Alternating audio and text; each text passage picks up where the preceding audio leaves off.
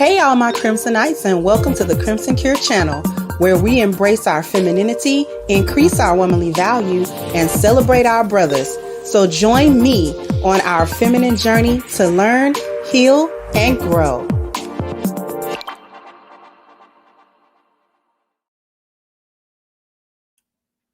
Hey, how you doing, everybody? Hopefully everybody is doing well. It's a lot to unpack. And I promise y'all I'm not trying to turn into a political channel. But it's a hot topic and it keeps coming across my timeline, and it just keeps bringing out other things. You wait, I did the impersonation good. I thought it sucked. Because I can roast you, but I can't impersonate real good. Not necessarily. But thank you, sir, because you do it well, because it's Friday. Please do another Kamala and Harris impersonation. I almost choked on my food. Thank you. We're going to get to it because, the alien hands, it's the alien hands for me. Thank you, LTD. So missed you on and send you both my blessings. Thank you so much. Many blessings. I'm sorry. Thank you so much.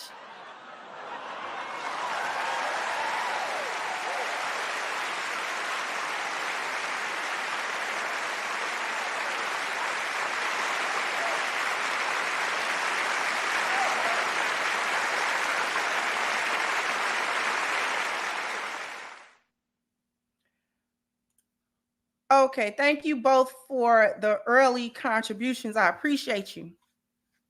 Okay, put a 1 in the chat if you have watched Kamala's recent interview on MSNBC with her and the white lady. Put a 2 in the chat if you don't know what I'm talking about. Put a 1 in the chat if you watched the interview for Kamala Harris with MSNBC. Put a 2 in the chat if you don't know what I'm talking about.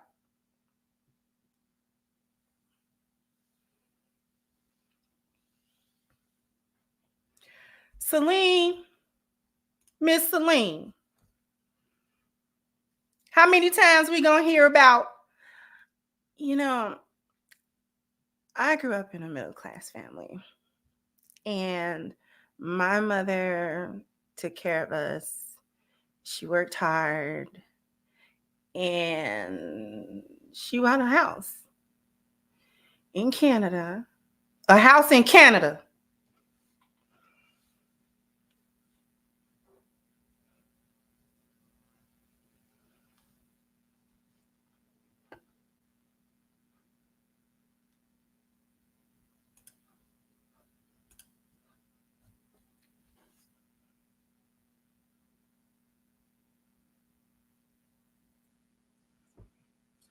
It's the hands. Anything with jazz hands. It's her jazz hands. The drunk jazz hands.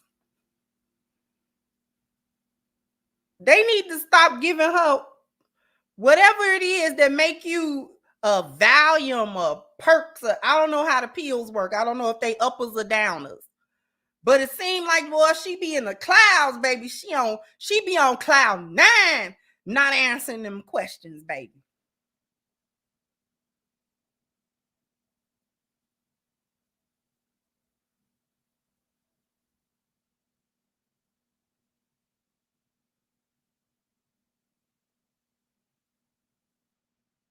She be in her own little bubble, not answering them questions for nothing in the world.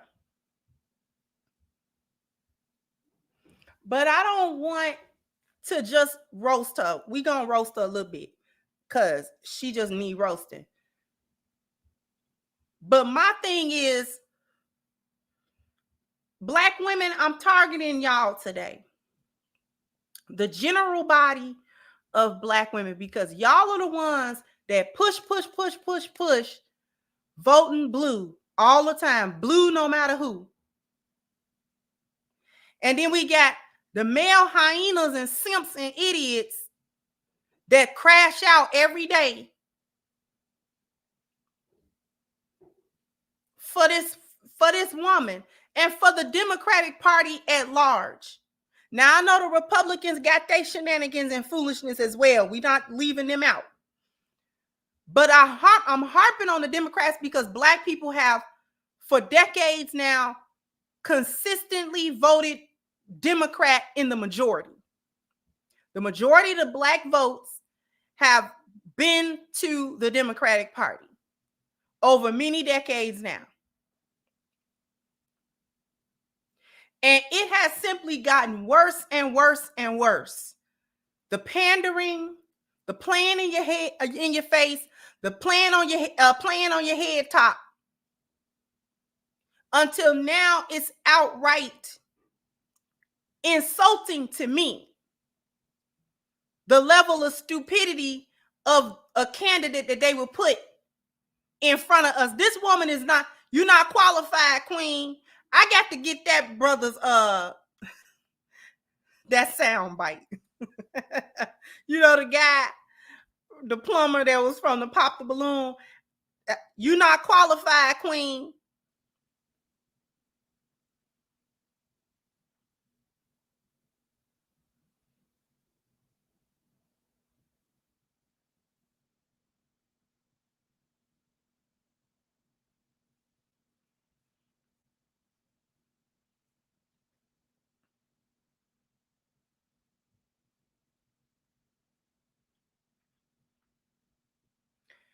Now, you know, I'm going to do my usual.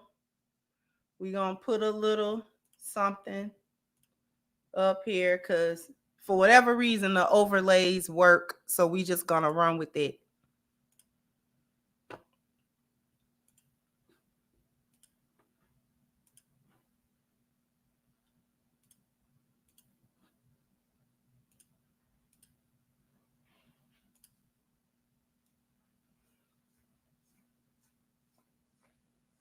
We just going to run with it. Hold on. Because we got to look. The opening, it's the opening statement for me. For whatever reason the overlays work, we're going to stick with the overlays. Because we're going to talk about the mayor of New York as well. We're going to talk about all of it because there are dots that need to be connected. Okay? Just look at her.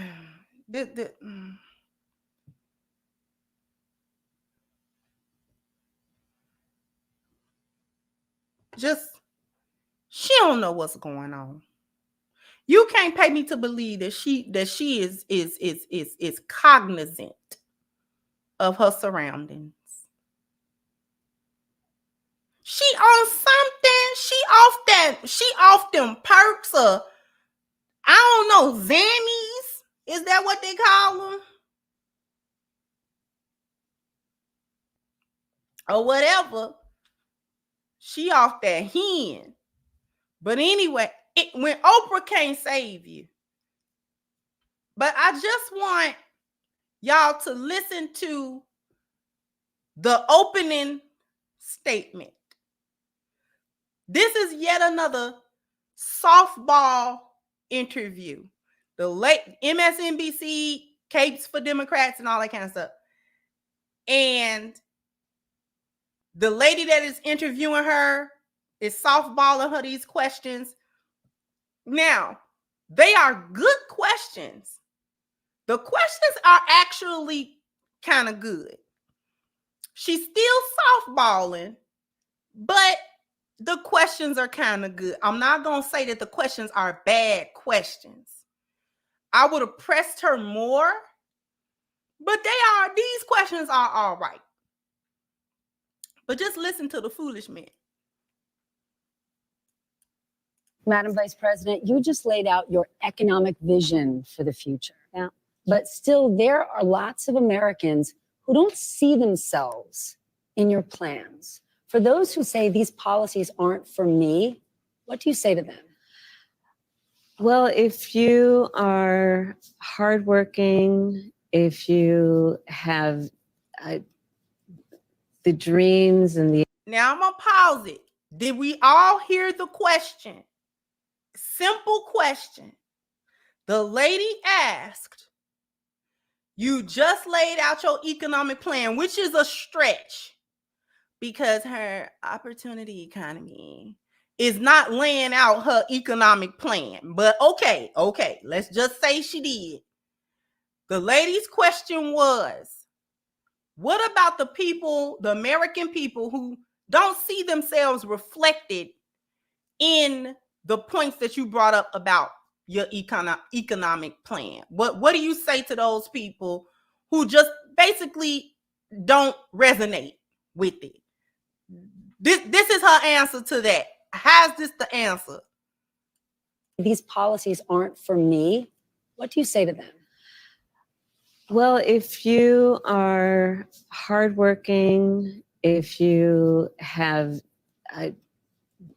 the dreams and the ambitions and the aspirations of what I believe you do, you're in my plan. You know, I have to tell you, I really love and am so energized by what I know to be the spirit and character of the American people. We have... That don't got nothing to do with the people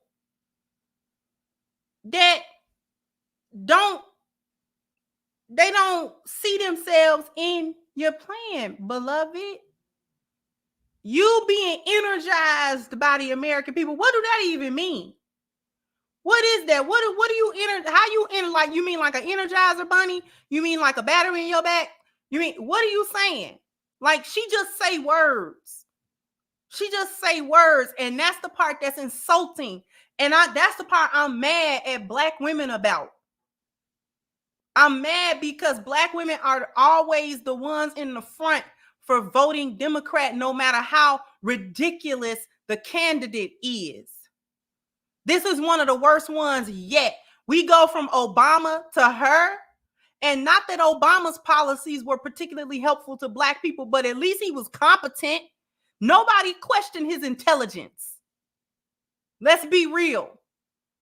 You may not have really been on board with the policies that he had because they were still leftist policies and things of that nature. That may be so. But no one ever questioned whether or not Obama was intelligent. Nobody ever questioned that. He was able to answer questions that were asked of him in an intelligent, competent way. I never thought that he was too stupid to be in his position.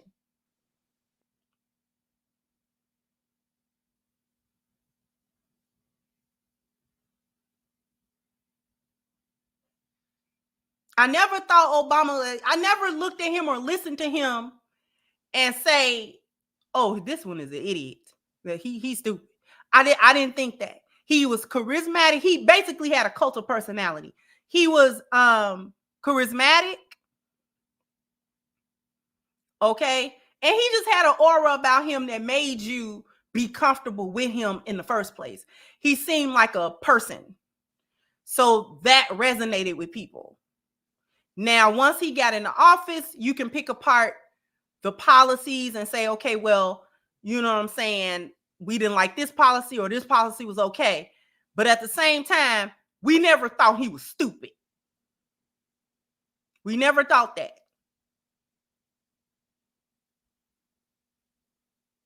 This one, though, because Biden's issue was that he was going senile. Okay. The early stages of Alzheimer's was all in his eyes. Okay. That vacant look, that ain't nothing going on behind there, that became more pronounced.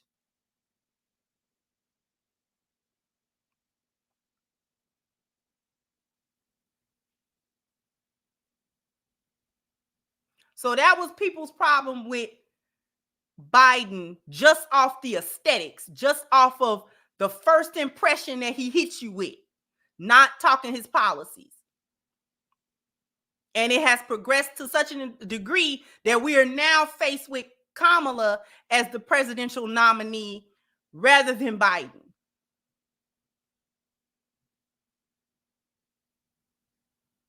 Okay?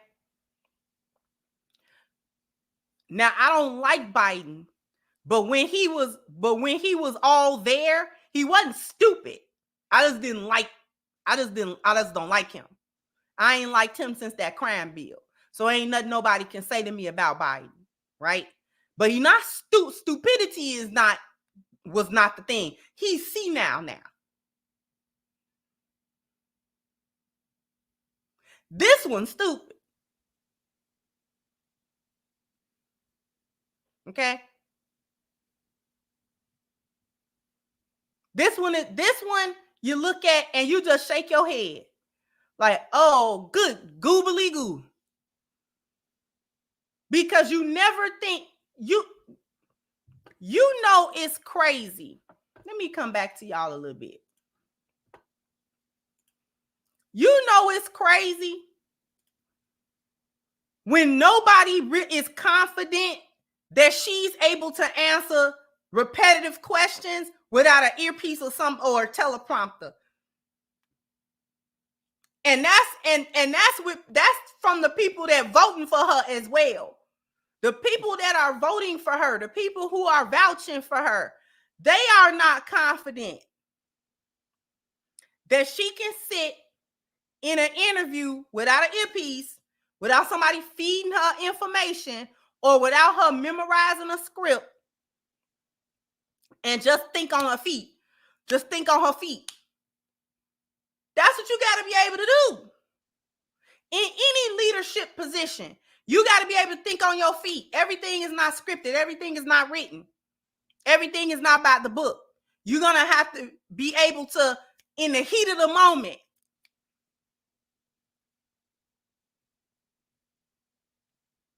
because there are going to be, I would imagine that there are so many circumstances where the president may find themselves in hostile diplomatic territory, speaking to people that they don't align with necessarily, speaking to other world leaders, diplomats, and things of that nature that don't align with the president of the United States. And being a diplomat and being a politician and being somebody that can think would come, you would need to be able to do that. Showing your wit and intelligence. People respect that. Men will even respect that from women, even if they are misogynistic. If a woman come in and she real quick though, they're kind of gonna give a nod, well, what can I say? She got me there. She is smart.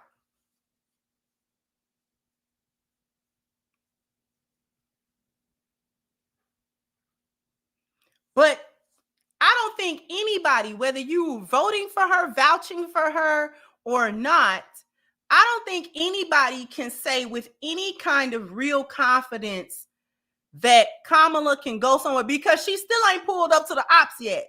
She has not pulled up to any venue or been interviewed by anyone who doesn't necessarily jive with the Democratic policies and things of that nature, or her policies or her.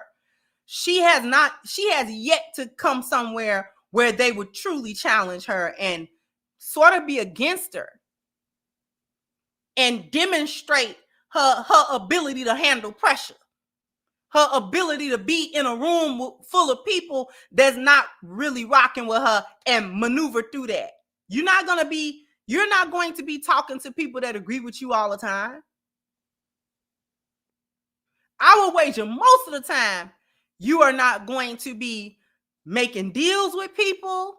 You are not going to be in talks with people. You are going to have to work out deals with people that don't necessarily, you know, they're not really behind you, but you got to make it work because that's your job.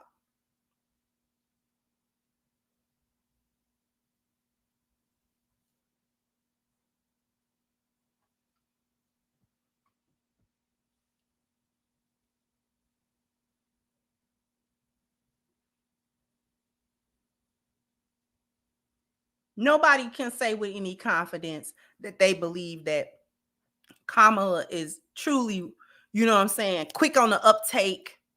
Most people suspect her of being an alcoholic and showing up to these places inebriated, allegedly.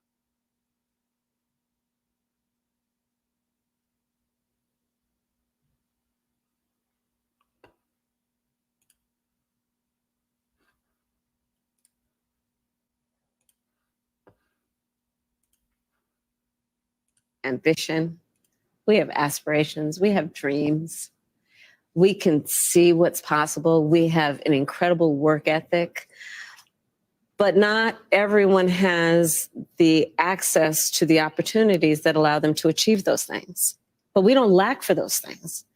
But not everyone, gets handed stuff on a silver platter. And so my vision for the economy, I call it an opportunity economy, is about making sure that all Americans, wherever they start, wherever they are, have the ability to actually achieve those dreams and those ambitions, which include, for middle-class families, just being able to know that their hard work allows them to get ahead, right? I think we can't and we shouldn't aspire to have an economy that just allows people to get by. People want to do more than just get by. They want to get ahead.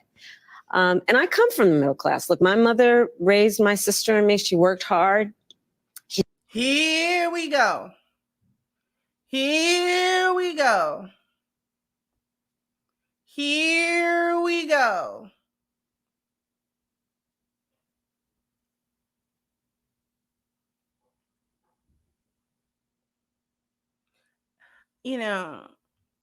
I was raised a middle class kid.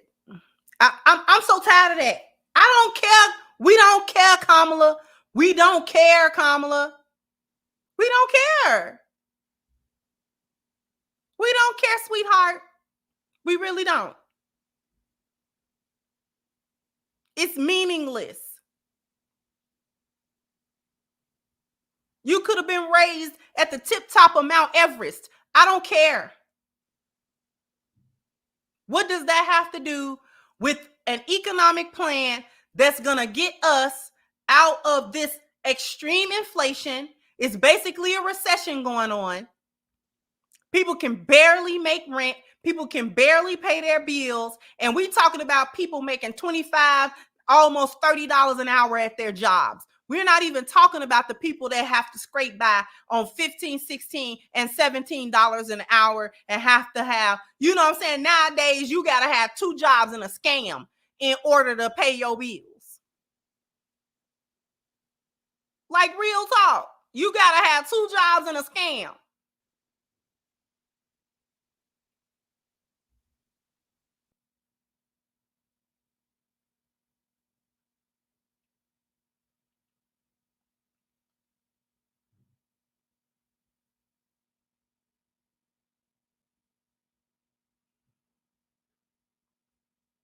People are scraping by, and we are not talking about people living above their means and, you know what I'm saying, doing too much and all that kind of stuff. We are talking about people who are working, again, 2 jobs or so, trying to do something under the table. They working a job and they doing DoorDash, and they working 2 jobs and they trying to do Uber or whatever the case may be. And you put your money together, and I'll be doggone if you ain't got enough. Rent is being jacked up and jacked up and jacked up. You know what I'm saying? You used to be able, if you was by yourself, you could always count on being able to go and get a little studio apartment or something like that. Not too fancy. And you pay you a few $100s for your little studio, and you go ahead on and you're able to, stack your money up. And so you can't do that no more. You cannot do that no more. At this point, you gotta have roommates and such, because rent is on average anywhere from $1,500 to $2,000, and we are not talking about nothing fancy. We are talking about 1 bedrooms in the hood. That's what we're talking about. We are not talking about fancy. We're not talking about 2-3 bedrooms. We're not talking about, you know what I'm saying, even trying to get super amenities and things of that nature. I remember when $1,300 get you a condo, 2-3 bedroom. I remember that. I remember when 1 bedrooms, you know, a nice 1 bedroom, you pay about $700, maybe $800 in a good neighborhood. That's long gone. That's long gone.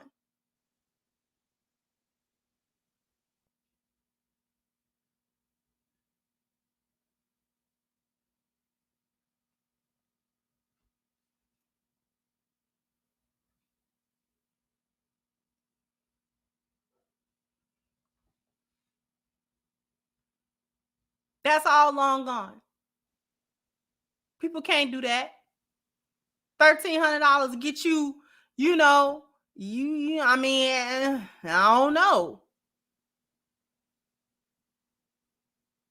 So you want to be able to say, you know, I make $25 an hour. You know what I'm saying? I don't need to be paying $1,600, $1,700, $1,800 worth of rent. It's just me. There's no way. There is no, listen, I need to look y'all in y'all eyeball when I say this. I need to look y'all in y'all eyeball. There is no way that a single adult with no children and no dependents in this country should not be able to live on anywhere from $25 to $30 an hour and have that to sustain all of their needs: food, housing, clothes, bills. And I'm talking light bills and stuff. There's no way that you shouldn't be able to live and be comfortable with that and be comfortable with it. Be comfortable with it. Like to the point where I can save a little money. Yeah, I can kind of save a little money. Do you remember when $30 an hour was a big deal? Like a huge deal. Just in 2013, 2014, 2015, $15 was a big deal. $15 an hour, you know what I'm saying? Hey, you was kind of gone head on, you know. You could figure some things out. You could figure some things out.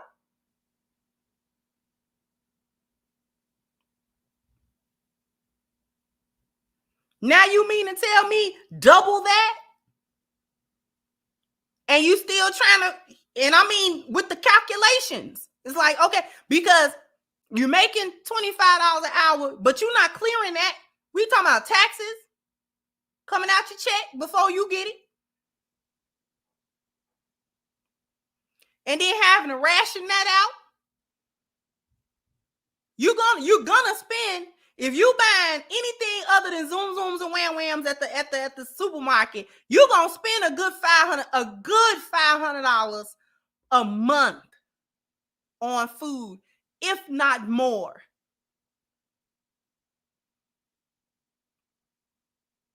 You got to be almost buying cat food if you don't want to spend that.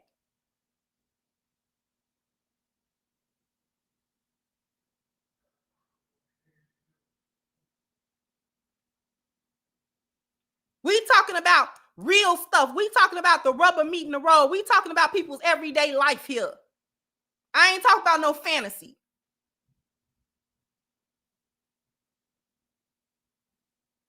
Living paycheck to paycheck is an understatement. Can't even afford to get sick or have a little sick day or nothing like that. You sniffling it, you got to go ahead in anyway. Somebody passed away in your family, you got to go ahead in anyway. That's how tight money is. Like that old song say, money too tight to mention. Money too tight to mention.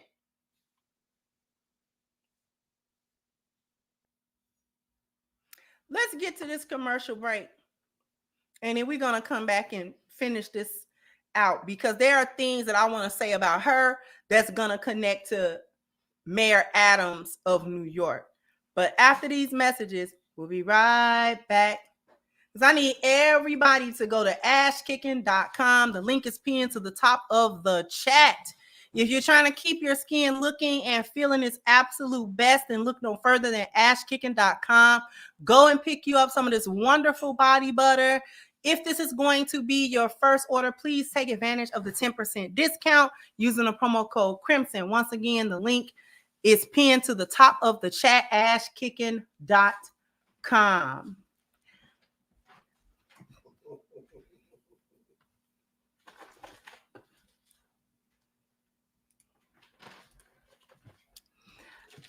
Assalamualaikum.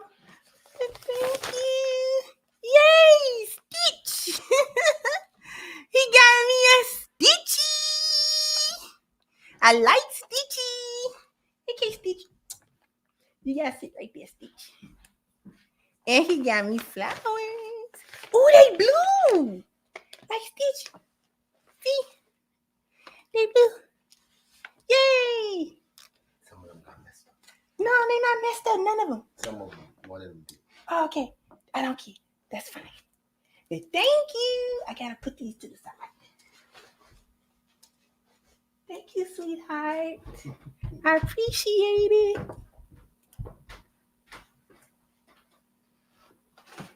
Give some sugar. Mwah.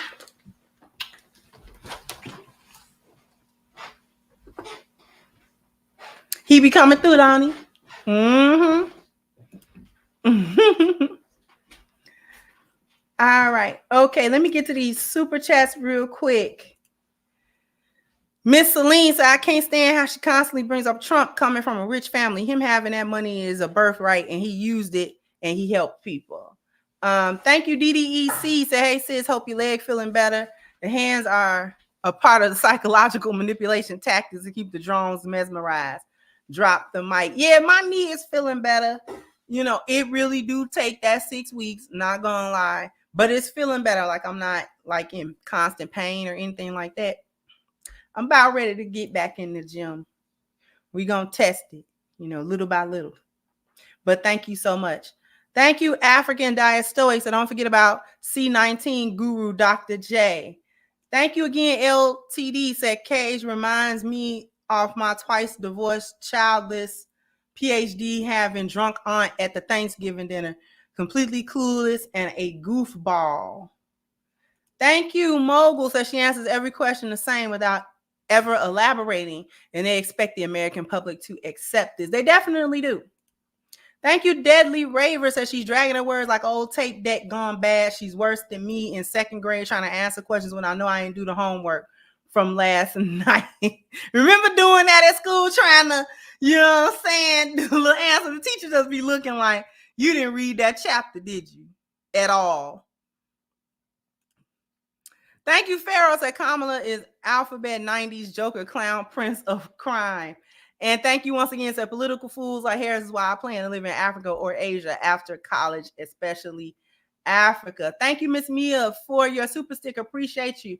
Thank you, African Diet Stoics. I don't get the Margaret Thatcher sense from her, politics aside. She could hold her own in comparison with foreign leaders. I be thinking about Margaret Thatcher. You know, like you said, politics aside. She would show up in them rooms like, I don't know about talking to her sideways. That might not go too good. Thank you, Miss Lou Casey, for your super sticker. Thank you, Quick 504. So they dug up all her lies. Her Indian family is an elite caste, and the Jamaican family have generational wealth from being slave owners. It's all BS. Thank you, DT, for your super sticker as well. Thank you, Black Goku. So she sounds like she needs to be in a remake of the song What a Fool Believes by Michael McDonald, because she's an living example of what a fool believes. Thank you, TIQS. At 1300 used to get you a great apartment in Lincoln Park on the north side of Chicago by the zoo. Easily double, possibly triple that. Listen,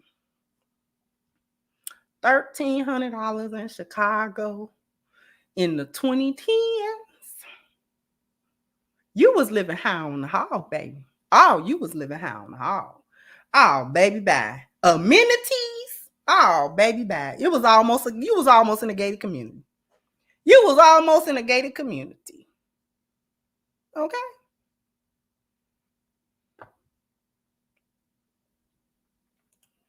Thank you. L2 said, get the likes up. She on here talking that talk always. As always, salute to you, Miss Crimson. I rock with you. Thank you so much, sweetheart. I appreciate you. Thank you, Gloria, for your super sticker as well. Thank you all so much for your contributions. All right. So, to get back to Miss Kamala, you hear that word salad. That was just question and answer number one. That was all. That's all it was. Her economy. We don't need to hear her say it. We done heard her say it 50,000 times. Her opportunity economy. Her opportunity economy includes things like, as she's so proud to say it, she's so proud to say it, $6,000 child tax credit for newborns.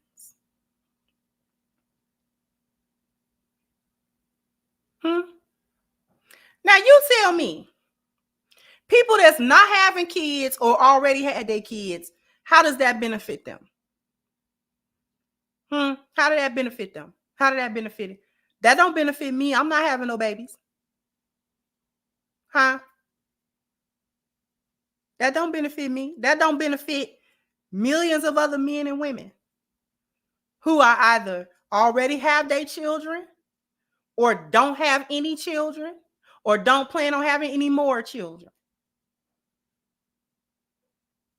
You want people to have kids in this economy? Are you crazy? For $6,000? Because they just need to be able to afford a crib, a car seat. They should be able to afford that without a tax credit, because if they work at a full-time job and had a baby, then we should not be in an inflation and a recession, and they be able to go to Walmart and Target and get them some baby stuff. Right? That's what the baby shower for.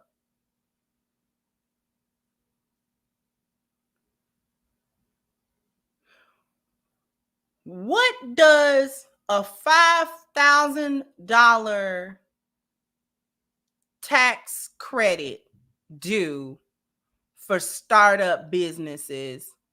How does that help people who already have small businesses that suffered during C-19 and they still didn't recover because maybe they had to use their home as collateral, maybe they had to take out second mortgages, and they're financially struggling because that business either folded or it's still struggling under the weight of the debt that was incurred because the country shut down? What does the $5,000 for a new business owner, how do that help current small business owners? How do that help them? How did that help them?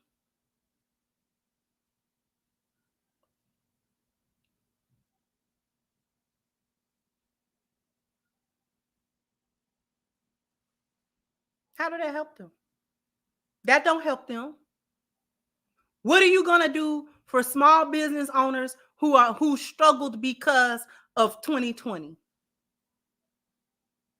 Because the large businesses, the corporations bounced back. They were able to do it because they were able to do that. They weren't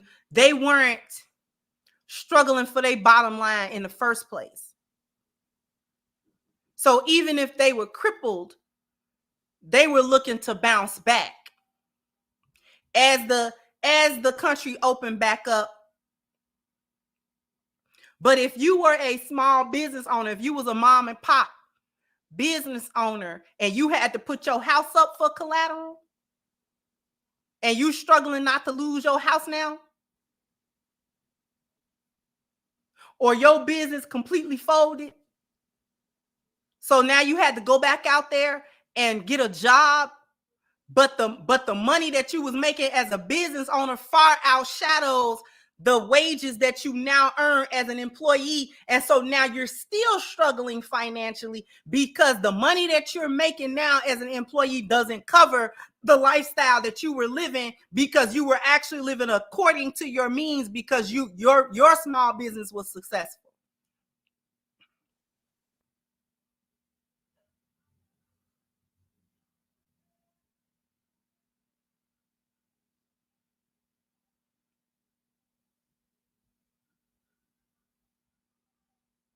How does $25,000 for a starter for buying a home, how does that help you when you can't maintain the payments on the home? You have to be able to maintain the mortgage payments, and you have to be able to pay the property tax payments.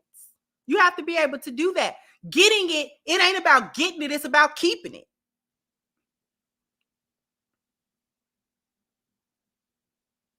And most people are not trying to buy a home. And even though most people don't realize this, your first home, the one that you buy, that you live in, that's actually a liability. That's not even an asset. That's a liability, because money is going into it but not coming out of it. The home that you buy, that's your residence, doesn't pay you.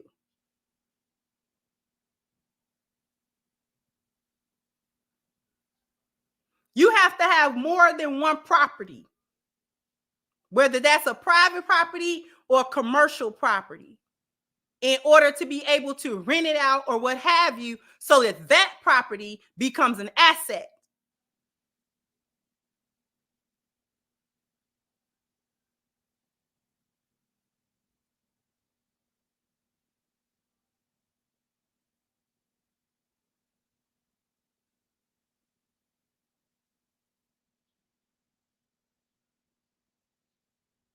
The home that you live in, you got to maintain that home. You got to pay into it. You have to pay on it. Anything that break, you got to fix it. Homeowners can tell you. A homeowner can tell you. The homeowner can say, listen, anything that go wrong with that home, anything that go wrong on the property that the home sit on, that is 100% up to the homeowner to address it. There's no landlord to go to. So if the sewage system back up, guess who got to come out of their pocket to call a plumber, or call, you know what I'm saying, people who deal with the sewers to come clear it out, come clear the septic tank.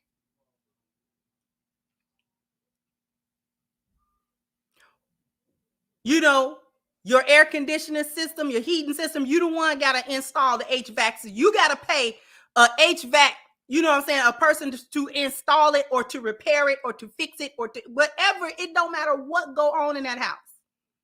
Whether you buy a home that's turnkey or whether you buy one that you have to fix, it doesn't matter. You're going to pay either up front or on the back end. So people are not necessarily trying to buy homes. They can barely make their rent. They're getting behind. And so people who had good credit scores going down, and giving people $25,000 to buy a home, it don't do nothing but make the home prices go up, because they ain't gonna do nothing but kick it up that $25,000 so that the money could be recouped. They're not gonna let it be a discount. That's like when a store have a sale, they be done marked up the price beyond the retail, and then they have like a 50% sale, they just knock it back down to the regular retail price. They're not taking a cut.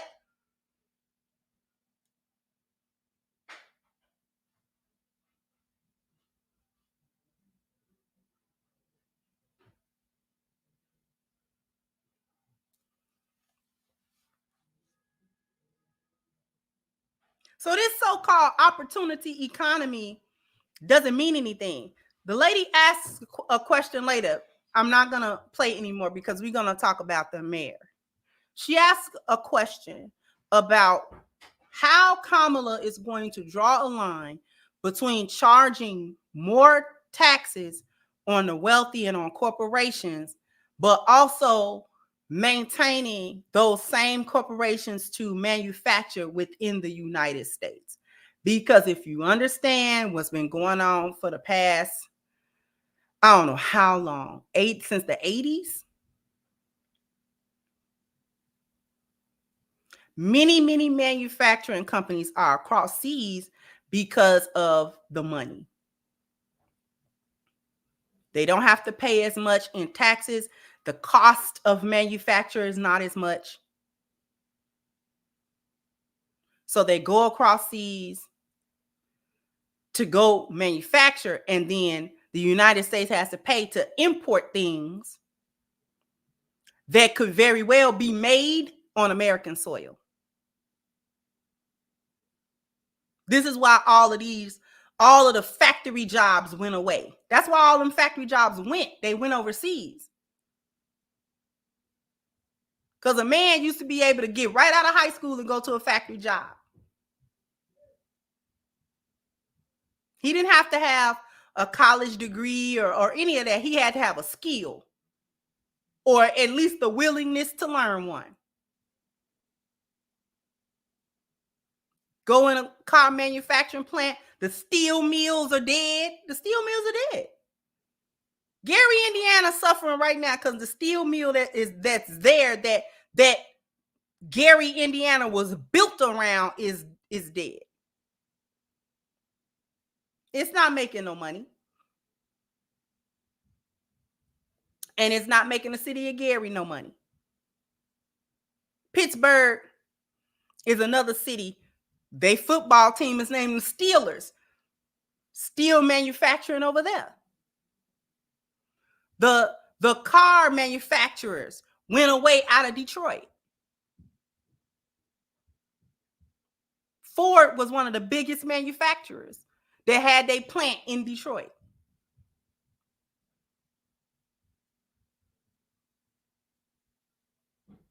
And now it's limited. It's not like none of them exist here, but it's severely limited because they don't want to pay. See, people think, oh, they don't want to pay people a living wage. These corporations don't want to have to be overburdened with the taxes associated with manufacturing here. It makes manufacturing costs go way up. So the point of not taxing corporations, particularly I'm talking about like when they manufacture goods, for not overly taxing them, is to keep them here in the States so that we can manufacture and not depend so much on imports for everything, especially stuff we can make here. And we can export that stuff. So it does a couple of things. It gives people jobs. It gives them jobs. They can work. Okay? We're able to export a good, which boosts the economy. If the businesses are not overburdened with too many taxes, they can manage the cost of the goods at retail.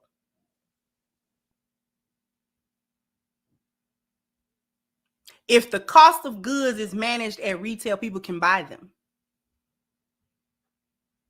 If there's more jobs available, they can be paid and they can actually buy things because you want the people to consume goods. But all the goods can't be imports. Some of that stuff need to be made here. It needs to be. That's where all our jobs went. And I'm no economist. I'm just talking from a real layman point of view here. They're just watching it happen. How that is achieved, I'll leave that up to the experts.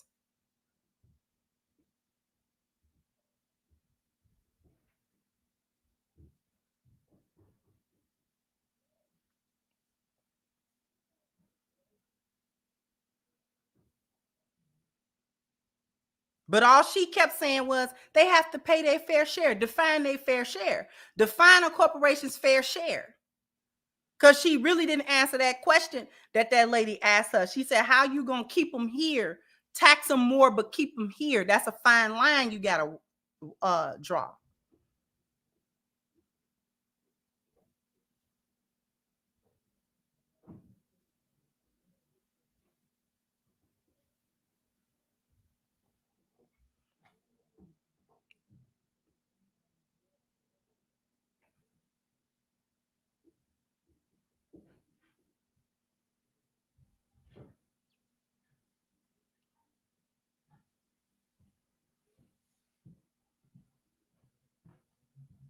And finally, to talk about the migrant crisis. The lady asked her about migrants because she's saying, listen, people are the people on the ground are saying, because she opened it saying, you know, okay, we're not going to talk about the cat thing, right? Let's forget about the cat thing.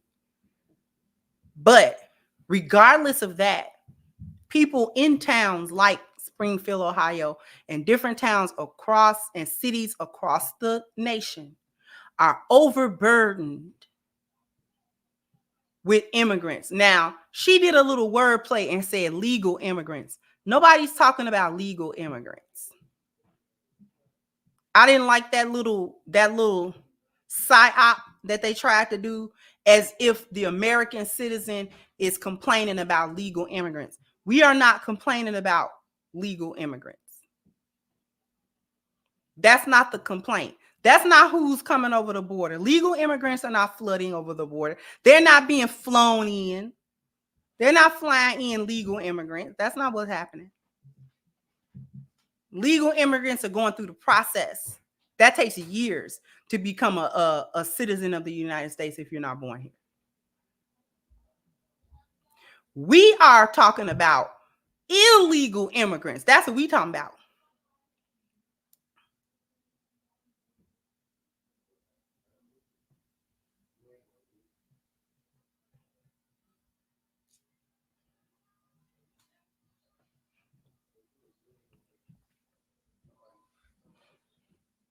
We talking about the Venezuelans in Chicago, that the gangs is like, y'all got one more chance as politicians to clean this, or we gonna clean it.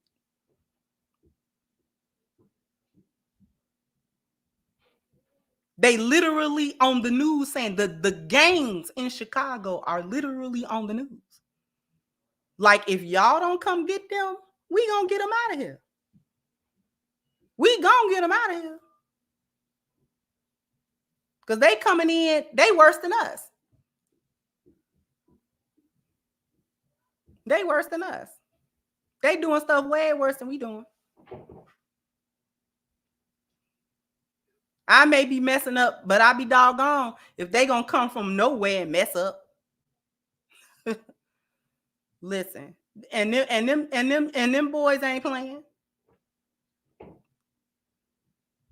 I'm here to tell you, from Chicago, they not playing.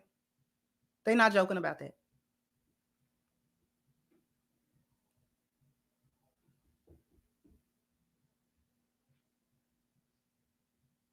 I see my good sis. How you doing, good sis? Came in to show some love, so just showing some love. Thank you, sweetheart. You know I always appreciate you, and good to see you in here, sweetie.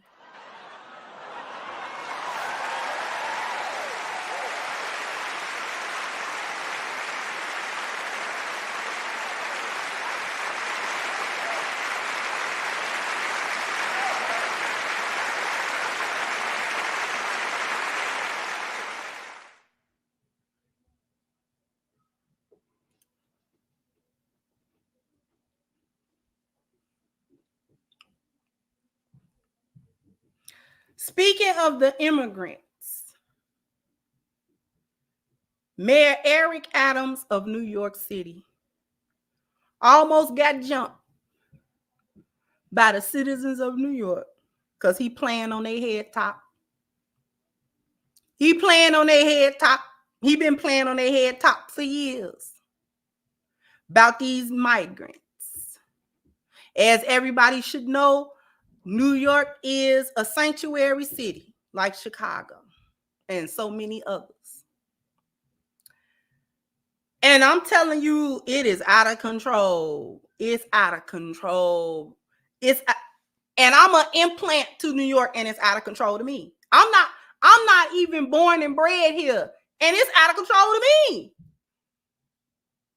I think it's out of control. Like, I can imagine what the New Yorkers that was born and bred and lived here all their life is thinking about this. That's why he almost got jumped on. If he didn't have security, Like they was 2 seconds off of him. They was about to be on him like white on rice, baby. Because he came out trying to talk about, I done made a stand for y'all. And they like, oh, for real? Because I can't tell. Because look at what's going on. Shelters overrun. They put the shelters in the black neighborhood, in the poor neighborhoods, knowing that the hood can't take that. And then don't send the funds to support it. Just put them over there and say, y'all deal with it.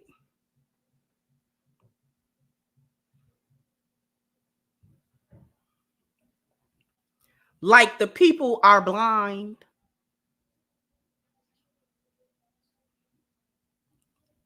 And New York already crowded. New York already a crowded city. It's people on top of people. And then you gonna bring them, you flying them in by the plane load, thousands at a time. And then just dropping them. Literally just dropping them off. When we say dropping them off, literally dropping them off and like leaving. It's amazing. It's amazing to see it.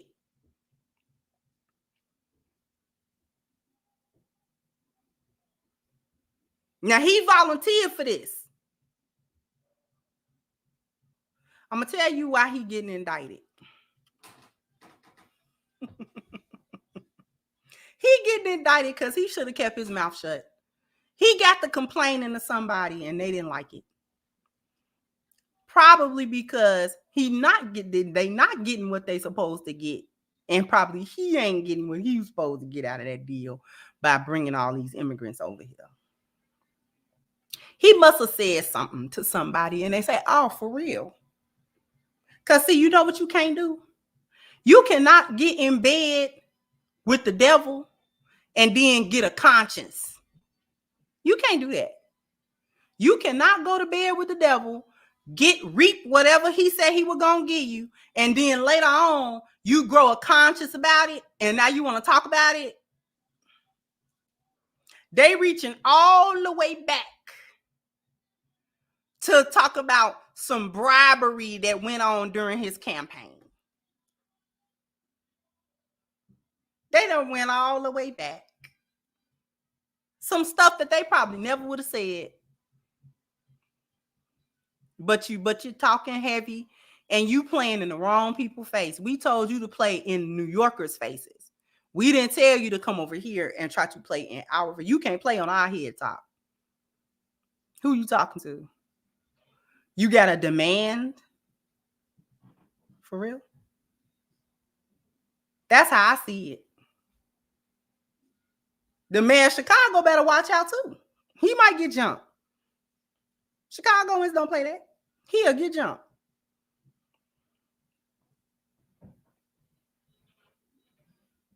Because when I tell you, Mayor Eric Adams tried to come outside and talk. Now he want to talk to the people.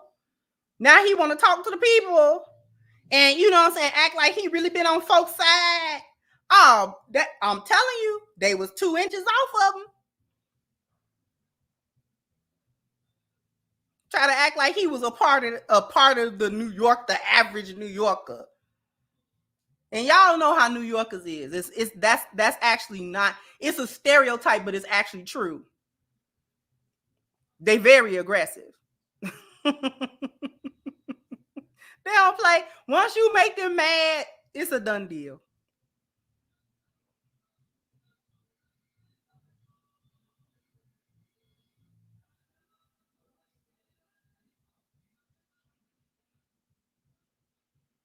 Oh, they getting her. The feds on her head top too. She is not getting away. She almost got jumped at one of them Dalton rallies.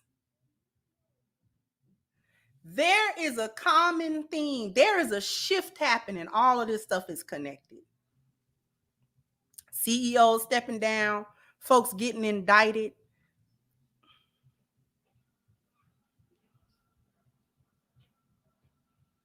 Okay? Folks getting indicted. I believe it do. I believe it do.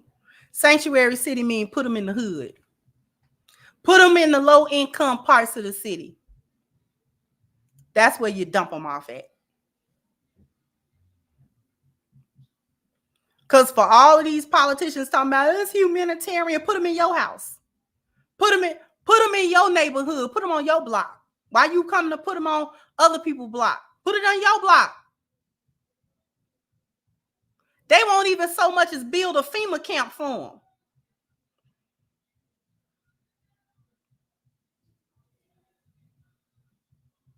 They just put them on the block.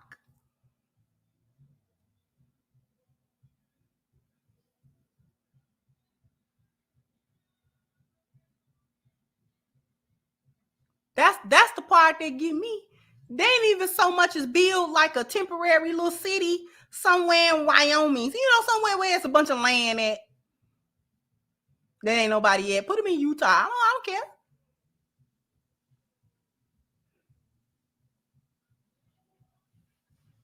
You know, put them in Montana. Ain't nobody in Montana. Put them in Montana. There's nobody lives in Montana. Nobody lives in North Dakota. Put them in North Dakota. Put them in South Dakota. Nobody lives over there. Put them over there. Why are you putting them in the hood? We already stressed out. They don't speak no English and all that. It's stressful. They won't put them in their house.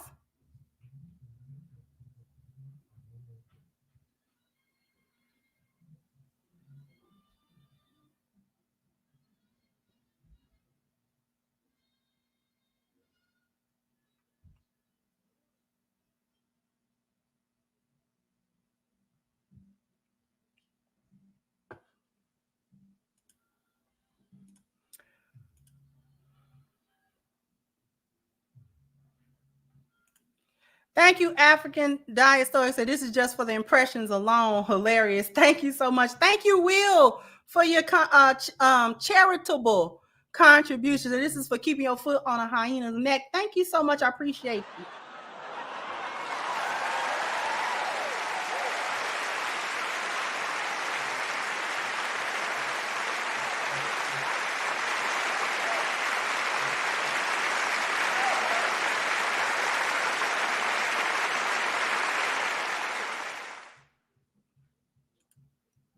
Thank you, Terry. Said Kendra, send Unc Big Dap and a bro hug for me. Okay, thank you so much. Thank you, Bernard. So increase in taxes on corporations is a roundabout tax on the middle class because they will simply pass the increase to the consumer to maintain their margins. This is true.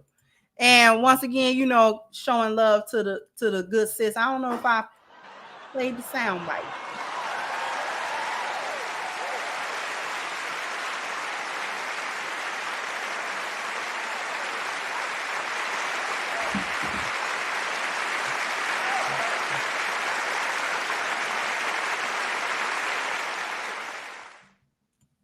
Thank you, Brooklyn Toss. And them illegals never seen ninjas that clap back. They gonna see it sooner than later, because I'm telling you, because it's not even just the young guys in Chicago. It's like the Gen X dudes, the ones that retired out the game, is like, no, you can't do that.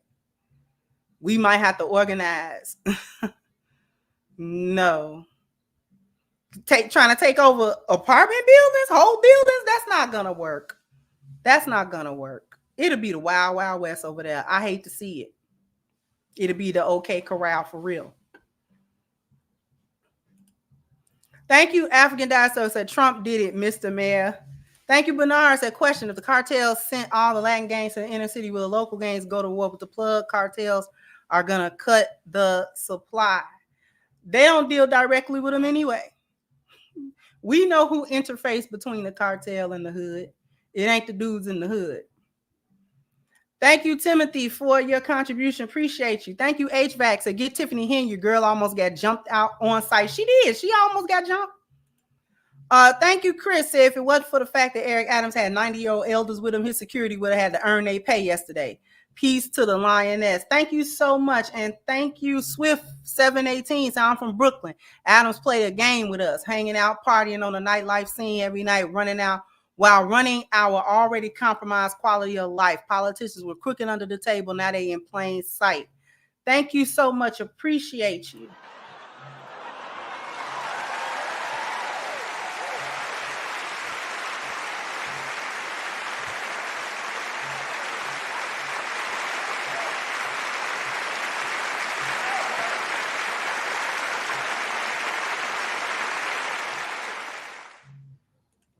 Thank you, Jeffrey. Said a little something for the good cook. Thank you so much. And thank you again, African diasporics that grew up in DC in the 80s and 90s. This fool make me miss Marion Barry. Man, they got Marion, man. All he was doing was sniffing a couple of lines, man. You know, they got him for that. Anyway, I want to thank everybody for coming through. Let me talk to you for a little while. Jump down in the comment section. Let me know what you think. Like, share, subscribe to the channel if you have not. Once again, I'm your hostess, The Crimson Cure, and this was my perspective. Bye-bye, Crimsonites.